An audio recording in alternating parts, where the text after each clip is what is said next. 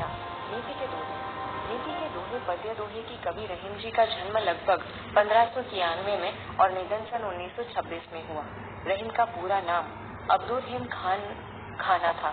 रहीम अकबर के नवरत्नों में से एक थे। रहीम संस्कृत, अरबी, फारसी के विद्वान थे। प्रथम दोहे में परहित की भावना, दूसरे दोहे में सही संबंध की रीत और सच्चा प्यार, तीसरे दोहे में छोटी चीज का महत्व, चौथे दोहे में सही दीनबंधु की बात की गई है। पांचवें दोहे में कड़वे वचन बोलने वाले की स्थिति का वर्णन है।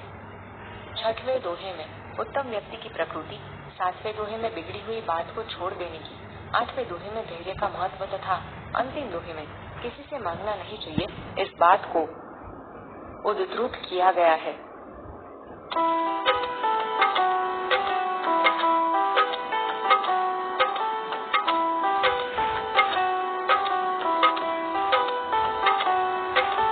तरुवर फल नहीं खात है, सरवर पियई न पान, कई रहीम पर काज हित, संपत्ति सुचहि सुजान। कई रहीम संपत्ति सगे, बनत बहुत बहुरीत, विपत्ति कसौटी जे कसे, तई साँचे मीत।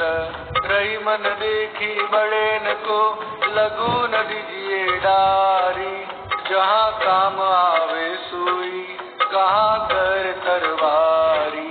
दिन सबन को लखत है, दिन ही लखे न कोया, जो रहीम दिन ही लखे, दिन बंधु सम होया।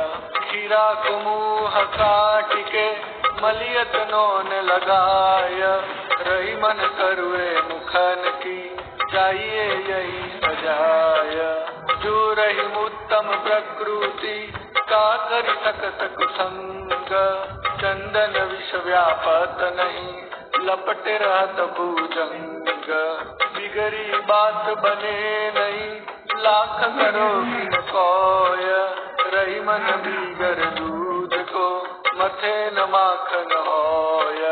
रहीमन विपदा हूँ भली, जो थोर दीन होय, हित अनहित या जगत में, जानी परत सब कोय। रहीमन वे नर मर चुके, जे कहु मांगन जाई, उनसे पहले वे मुए, जिन मुखन कसत नाही। समझुती। पहली पंक्ति। तरुवर फल नहीं खात है, सरवर पियहि न पान, कहीं रहीम पर काज हित, संपत्ति सुचहि सुजान। यहाँ रहीम जी कहते हैं कि पेड़ कभी भी अपने फल नहीं खाते हैं और न ही सरोवर कभी अपना पानी पीते हैं। इसी प्रकार ज्ञानी पुरुष परोपकार के लिए ही धन संपत्ति का संग्रह करते हैं। दूसरी पंक्ति। कहीं रहीम संपत्ति सगे, बनत बहुत बहुरीत, विपत्ति कसौटी जे कसे, तेई सांचे मीत।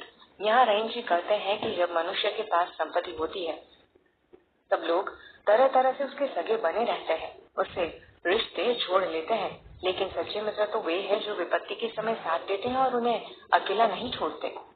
तीसरी पंक्ति। रहीमन देखी बड़ेन को, लघु न दीजिए डारी, जहाँ काम आवे सुरी, कहाँ करे तरवारी। यहाँ रहीम जी कहते हैं कि बड़ों को देखकर हम छोटों की उपेक्षा नहीं करनी चाहिए। जो काम सुई करती है, क्या वह तलवार कर सकती है। चौथी पंक्ति। दिन सबन को लखत है, दिन ही लखे न कोई, जो रहीम दिन ही लखे, दिन बंधु सम होई। यहाँ रहीम जी कहते हैं कि असहाय और गरीब लोग आशा भरी नजरों से सबको देखते हैं, पर उनकी ओर कभी कोई नहीं देखता, उन पर कोई दया दृष्टि नहीं करता। लेकिन जो व्यक्ति असहाय और गरीबों पर दया दृष्टि करता है, वह सचमुच भगवान के समान होते हैं। पांचवी पंक्ति। खीरा को मुँह काटी के, मलियत नोन लगाए, रहीमन करुए मुखन की, चाहिए यही सजाए।